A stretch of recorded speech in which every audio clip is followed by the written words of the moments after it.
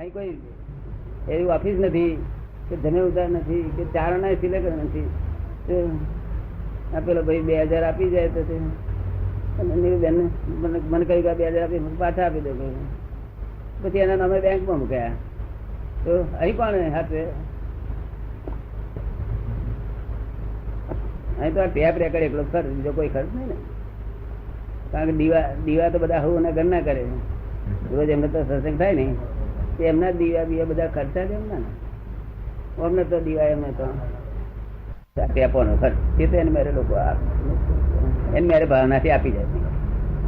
અને પુસ્તકો છાપનારે તો મેરે પોતે છપાઈ લે. એ પૂછે છે કે પદો એ આત્માનો ખોરાક છે, એ નિશ્ચિત વસ્તુ છે? ના, નિશ્ચિત નહીં. જ્ઞેય આત્માનો ખોરાક છે. પણ જ્ઞેય કેવું ચોખ્ખું પડે, ચોખ્ખામાં ચોખ્ખું જ્ઞેય મૂકવું. પદો એ જ એટલું ઉત્તમ જ્ઞેય છે. આ બીજા બધા કરતા આપણે આ પુસ્તક વાંચીએ, આપણે એ પેપર વાંચીએ, બીજું બારવટી ચોપડી વાંચીએ, તેના કરતા આ જ્ઞેય ઉત્તમ નહીં. એના કરતા ઉત્તમ, પણ એથી બીજું ઉત્તમ જ્ઞેય જ નથી. એક નહીં, પણ તે તો પહોંચવું મુશ્કેલ છે ને માણસ ને, દરેક ને માટે. આ કોમન વાત છે, આ કોમન વાત છે. અનકોમન જે છે, અનકોમન માણસ માટે જુદી વાત છે.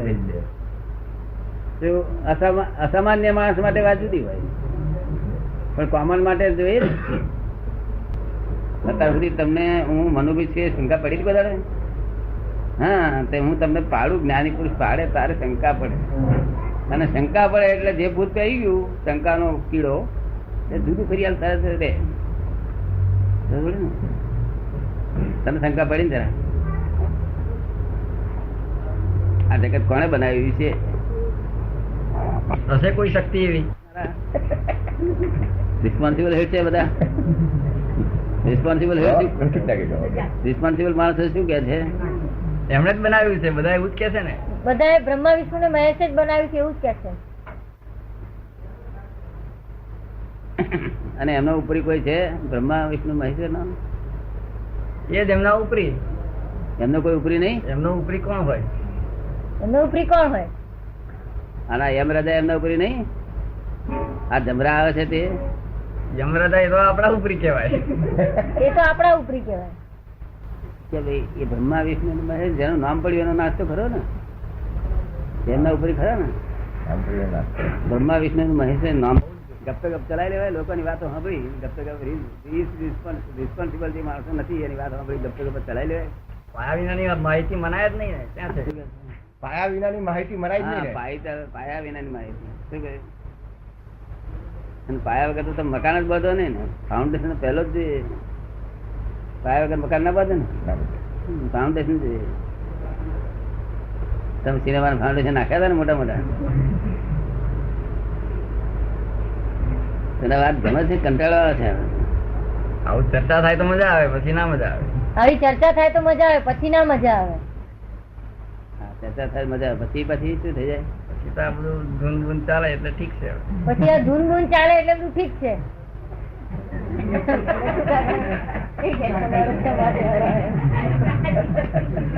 ફોરેનના સાયન્ટિસ્ટો મને પૂછે છે કે આ અમે 1.5 અબજ માણસો માનીએ છીએ ગોડ ઇઝ ક્રિએટેડ, શું બધા ખોટા જ છે? તમારે જવાબ ચાલુ પડે ને, આપવો પડે. કેમ ખબર નથી? શરીર તેને ચલાવવી ખબર નથી, જ્યાં સુધી ચાલે ત્યાં સુધી ખરું. ના એમ નહીં. આપડા એન્જિન હોય છે તે કોઈ માણસ એન્જિનમાં તેલ રેડ્યા કરતો હોય ને ચલાય કરતો હોય અને પછી જોયા કરે એવું વર્ષ સુધી કર્યા કરતો હોય તો લોકો આની બાજુ ને શું કે? લોકો એને કશું કે ખરા? વડે ખરા? એન્જિન હોય તેલ નાખ્યા કરે, એન્જિન ચાલ્યા કરે જોયા કરે. લોકો વડે નહીં વર્ષ સુધી એવું કરે તો? હા વડે. શું કે? ખાલી ખાલી તેલ બારો છો વગર કામે. હા, વગર કામ કઈ કામ કરાવી લે ને, એન્જિન પાસે કામ કરાવી લે ને. એવી રીતે આપડા લોકો જીવન જીવવા સારું ખોરાક ખાય છે, પછી પટ્ટો જ નહીં હાલતા કરતા, ખાલી ફર્યા કરે. બીજું કામ કરાયેલું ના કરાયેલું? કરાયેલું. ત્યાં શું કરાવી લેવાનું નક્કી કર્યું છે? એન્જિન માંથી શું કામ કરાવ્યું છે?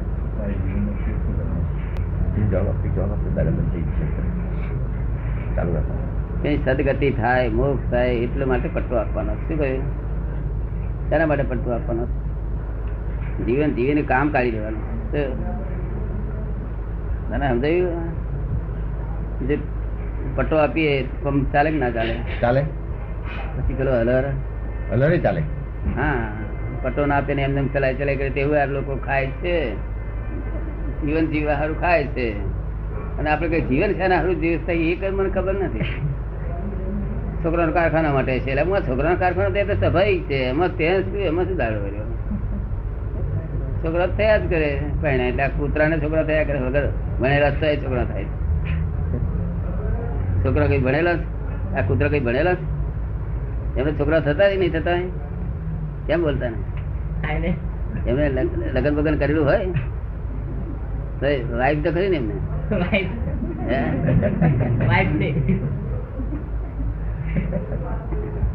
એટલે આપડે કઈ કામ કાઢી દેવાનું. પછી તું પાસ થયું, એન્જિનિયર થયું ને એ બધું થયું એટલે શું થયું કે મેન્ટેનન્સ નું તારી પાસે સગવડ થઈ ગઈ. મેન્ટેનન્સ ને સગવડ થઈ એટલે હવે તારે આ એન્જિન ચાલુ રહેવાનું. એનો ઓઇલ પેટ્રોલ બધું તૈયાર થઈ ગયું.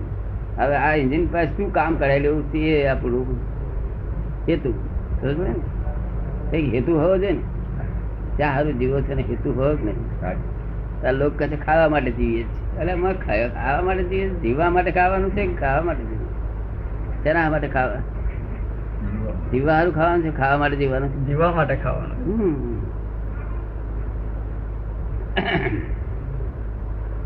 The world is the puzzle itself. puzzle થયેલું છે. કેવું થયેલું છે? તારે કોઈ પેલો puzzle ઉભો નહીં થતું?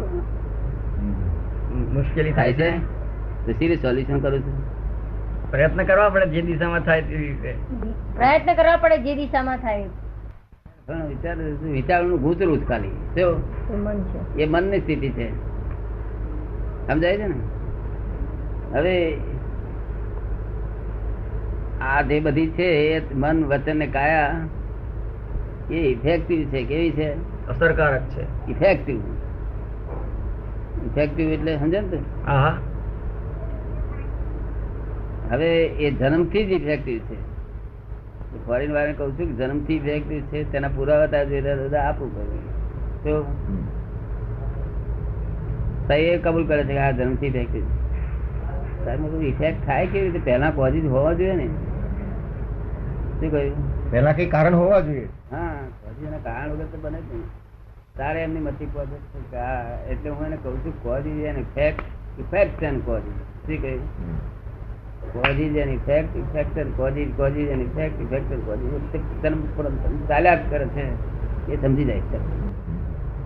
આ ઇફેક્ટિવ છે મન, વચન, કાયા. તો ઇફેક્ટિવ છે. કોઈ પણ ઇફેક્ટ કોઝિસ વગર બને નહીં. પેલા કોઝિસ હોવા ઘટે એ લોકો એક્સેપ્ટ કરી દે. એના કઈ કારણ હોય તો જ આ થાય. તને લાગે છે ને? હા, એ તો મને સમજી રહ્યા નથી. મન શું છે તે સમજતા નથી. આ મન વશ થાય ખરું? થાય. શું કરીએ તો? કાબુમાં રાખવું પડે. તો ઈચ્છાઓને વશ કરવી પડે. કાબુમાં રાખવું પડે, ઈચ્છાઓને વશ કરવી પડે. કાબુ રાખવા માટે પણ એના માટે કઈ ગાળિયા બાળિયા આવે છે? એવું તો નથી. બરદ ને હોય જેવું સાંકળ વાંકળ પછી જ કાબુ રાખીએ. ભગવાનનું નામ લો તો કાબુમાં થાય. ભગવાનનું નામ લો તો કાબુમાં થાય. ભગવાન ને ક્યાં રહે છે? ભગવાન આપણા દિલમાં જ રહે છે. શું કહે છે? આપણા દિલમાં રહે છે. શું નામ એમનું? હું તો ભગવાન તરીકે જ ઓળખું છું. હું તો ભગવાન તરીકે જ ઓળખું છું. અણસાર મળેલો તને? અણસાર ભગવાન નો અણસાર મળેલો? અણસાર, અણસાર કોઈ નિશાની, કોઈ ઝાંકી ગઈ થઈ જેવું જેવું કે ના ના હજુ સુધી તેવો અણસાર નથી મળ્યો. તો લોકવાયકાથી. હા, મેં તો આપડે કઈ ચોપડી બધું વાંચેલું. લોકવાયકા ને ચોપડીમાં વાંચેલું. હે? ચોપડીમાં વાંચેલું. એ બધી લોકવાયકા કહેવાય. લોકવાયકા ભગવાન છે ને ભગવાન કરો. ભગવાન કરે છે, ભગવાન કરે છે, ભગવાન છે. લોકવાયકા લોકો પાસે આપણે સાંભળ્યું સાયકોલોજી ઇફેક્ટ થઈ જાય. શું બરાબર ને? આપણે તપાસ તો કરવી જોઈએ ને. તપાસ તો કરવી જોઈએ. એ તપાસ નહીં કરી હોય. હા, પણ તું તારું ભણું તપાસ કરવા દેવું કેટલા કામ થાય છે. આજે આપણે તપાસ કરીશું. આજે પછી કાલે જતો રહેજે તારે ગામ. સચ્ચિદાનંદ છે કે મારું ઉપરી હોય તો નીકળ્યા. મારું કોઈ ઉપરી છે નહીં. તારે કોઈ ઉપરી છે? મારે તો ઉપરી છે. કેટલા બોસ કહેવાય ને? એને બોસ કહેવાય ને? બોસ તો કોઈ કેટલાક બોસ છે? બોસ કોઈ નથી. શું કે છે? બોસ કોઈ નથી. ઉપરી ઉપરી એટલે આપડા વડીલ જેવા ગણો તે, બીજું કોઈ નહીં. આપણે વડીલ જેવા ગણો એ બધા ઉપર. વડીલ છે તે તો ઉપરી ખરાબ ને. તો પેલો વ્યવહાર ના ને વ્યવહાર ખરેખર પરમાનન્ટ નહીં ને. પરમેનન્ટ હા, વ્યવહાર એટલે all these are temporary adjustment. શું કહ્યું? હા, પરમાનન્ટ એડજસ્ટમેન્ટ નથી. બરાબર. તને સમજ પડે ને? હા, ખબર પડી. કાયમ નો કોઈ ઉપરી છે તારો? કાયમ નો તો કોઈ નથી. હે? કાયમ નો આમાંથી કોઈ નથી. આમાંથી કોઈ નથી કાયમ. ભગવાન ઉપરી ખરો ને? ભગવાન તો ખરો જ ને, કાયમ નો જ છે ને. તો એ કાયમ નો ખરો. એ ઉપરી હોય તો નથી હોય આપણને. એ ઉપરી હોય તો પાછા આપણે હવે એને ગયા આપણને લઈ જાય હેડો મોક્ષમાં. આપણે તો ગયા પછી અહીં બેહાડ્યા. પછી એના બીજા ઓળખણ વાળા હતા. આપણે શું ઉઠે હું તારો ભયો તારો મોક્ષ મારે તારો નહીં જતો. મોક્ષ તો કોણ નામ કહેવાય? ઉપરી નહીં, અંદર ને આપણે કોઈ અઠાડનાર ના મળે. સહેજે બીવડાનાર ઉઠાડનાર કે એવું જરાય આપણને ના થાય. ઉપરી જ ના લાગે. અને અંદર હેન્ડ નો મોહ છે નહીં આપણને. કોઈને અંદર હેન્ડ રાખવો નથી. જેને અંદર હેન્ડ નો મોહ હોય તેને ઉપરી તો મળ્યા વગર રહે જ નહીં. શું કહ્યું? અંડર હેન્ડ નો મોહ હોય તેને ઉપરી મળે. ઉપરી મળે. મારે અંડર હેન્ડ નો મોહ નથી. મને કોઈ અંડર હેન્ડ લાગતો નથી. તારે ઉપરી જરૂર છે ખરી? ઉપરી ના હોય તો મજા આવે ને. ઉપરી વગર જ સારું. હા, જ્ઞાન આપી દે છે. શું નામ કયું ભૂલી ગયું? પ્રકાશ. પ્રકાશ. નિયમ થી દરેક વસ્તુના બે અગત હોય છે. બરાબર ને? અમુક અમુક અમુક અપેક્ષા એ વિનાશી છે, અમુક અપેક્ષા એ અવિનાશી છે. બરાબર ને? બધું સાપેક્ષ છે. એટલે પરોક્ષ ભક્તિ એનું કહેવાય શું કે આત્માની જ ભક્તિ કરવાની છે. પણ પોતે ઓળખતો નથી ડિરેક્ટ, એટલે પોતે આ રીતે કરે છે. હા, કૃષ્ણ ભગવાન મારફતે. હા, બરાબર ને? કરવાની ભક્તિ છે તે આત્માની કરવાની. અને મહિલાને જ ઓળખવાનો છે. હા. અને ભક્તિ મહિલાની. મહિલા શબ્દ તે સાંભળેલો? એ પૂછે છે સત્યનો આગ્રહ ક્યારે છૂટે? સત્યનો આગ્રહ આપણે છોડવા માંગીએ. સતનો આગ્રહ નહીં છોડવા માંગતા. શું કહ્યું? સતમાં ને સત્યમાં શું ફેર છે? હું જાણતો નથી. ફેર છે એટલું માનું છું. જેટલું સત્ય છે ને એ બધું રિલેટિવ છે, વિનાશી છે. શું છે? અને સત એ અવિનાશી છે. કેવું છે? અવિનાશી. એટલે સતમાં અને સત્યમાં આટલો બધો ફેર છે. જો વિનાશી નો જો આગ્રહ કરશો તો તમે વિનાશી થઈ જશો. તો માટે સતનો આગ્રહ કરો. સતનો શુદ્ધાત્મા એ સત છે બીજી. અને આ જગત ની ચીજો બધી સત્ય હોય, ભલે ન્યાય નું હોય, સત્ય હોય, પણ તે બધી વિનાશી છે. શું તારું નામ શું હતું? હા, એક સત્ય હતું તોય પણ વિનાશી નીકળ્યું ને. એટલે આગ્રહ કરીએ તો અવિનાશી પદ પ્રાપ્ત ન થાય. શું કહ્યું? અવિનાશી પદ પ્રાપ્ત ન થાય. રિલેટિવ નો આગ્રહ કરીએ એટલે રિયલ પદ પ્રાપ્ત ના થાય ને. નિરાગ્રહી થવું પડે. કેવું? નિરાગ્રહી. રિલેટિવ માં નિરાગ્રહી અને રિયલ ના આગ્રહી. શું કહ્યું? રિલેટિવ ના નિરાગ્રહી. રિલેટિવ ના નિરાગ્રહી. ભગવાન એ નિરાગ્રહી હતા. રિલેટિવ આગ્રહ એ જ અહંકાર છે. શું છે? આગ્રહી અહંકાર. એ જ અહંકાર. સત્યનો આગ્રહ કર્યો. મેં જાતે જોયું છે. જાતે આપણે જોયું છે પણ એ આ વિનાશી બાબત છે. આ જોઈ બાબત એ વિનાશી છે. એનો આગ્રહ ના કરી. તારે કહેવાનું જરૂર કે ભાઈ આવું પ્રમાણે જોયું છે, તમને ઠીક લાગે તે કરો. શું કહ્યું? એનો આગ્રહ કરીએ તો પોઈઝન થઈ જાય. આપણું પોઈઝન થાય. સમજાયું? તું કુળ દીપક છું આગ્રહ કરું તો શું થાય? પોઈઝન થાય. ના આત્મા જતો રહે. પછી બીજું શું પૂછવું છે? દાદા પૂછે છે સૂક્ષ્મ આત્મા અને સ્થૂળ આત્મામાં ફેર શું? શું કહે છે? સૂક્ષ્મ આત્મા ને સ્થૂળ આત્મામાં ફેર શું છે એમ પૂછે છે.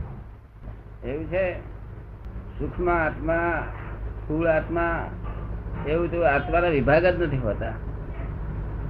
સમજ પડી ને? આપણે અહીંયા સ્થૂળ આત્મા ને સૂક્ષ્મ આત્મા બધું વિનાશી આત્મા છે. કેવું છે? અને જે મૂળ દર અસર આત્મા છે ને તે તો અવિનાશી છે. એનું સૂક્ષ્મ ભાગાય નથી હોતો, સ્થૂળ ભાગાય નથી હોતો. તો બધા કહે છે ને આત્મા એ જ પરમાત્મા છે. હે? તો બધા કે છે આત્મા એ જ પરમાત્મા છે. હા, તે હું જેને કહું છું જેનો સૂક્ષ્મ વિભાગ નથી, સ્થૂળ વિભાગ નથી, એવો અવિભાગી, તો અવિભાજ્ય એવો એ પરમાત્મા છે. કેવો છે?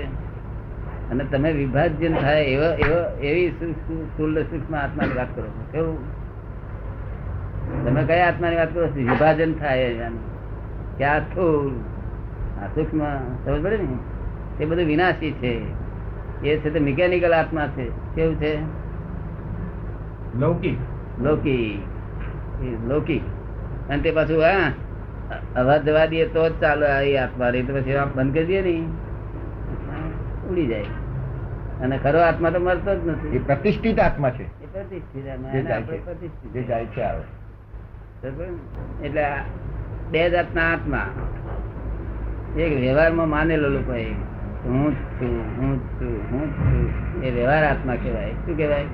પ્રતિષ્ઠિત આત્મા. સમજે ને? એને સચર કે છે. શું કે છે? સચર. અને દર અસલ આત્મા અચર છે. એટલે સચરાચર જગત છે. શું છે? સચરાચર જગત. એટલે અચળ દર અસલ પરમાત્મા એ જ આત્મા, એ શુદ્ધાત્મા એ જ પરમાત્મા, એ અચર છે. શું છે? એ અચર છે. અને આ બીજો બધો આત્મા એ સચર છે, મિકેનિકલ. સચર એટલે મિકેનિકલ, યંત્રવત, ચંચળ. સચરાચર અર્થ સમજાયો તમે? આજે બહુ વખત ખબર છે શબ્દ તો. હા, બહુ પહેલી વાર સાંભળ્યો. કોઈ બાબત વાંચતો જ નહીં એનો. સચરાચર સમજવું પડે ને. જ્ઞાની પુરુષ પાસે સમજવું પડે. કેવું? જ્ઞાની પુરુષ પાસે કે ત્રણેય કાળ સત્ય હોય એવી વાત. જે સત્ય ફરવાનું ના હોય એવી વાત સાંભળવી જોઈએ. કેવું? ત્રણેય કાળ ફરવાનો હોય. લાખો વર્ષ પછી પણ એનો એ જ પ્રકાશ હોય.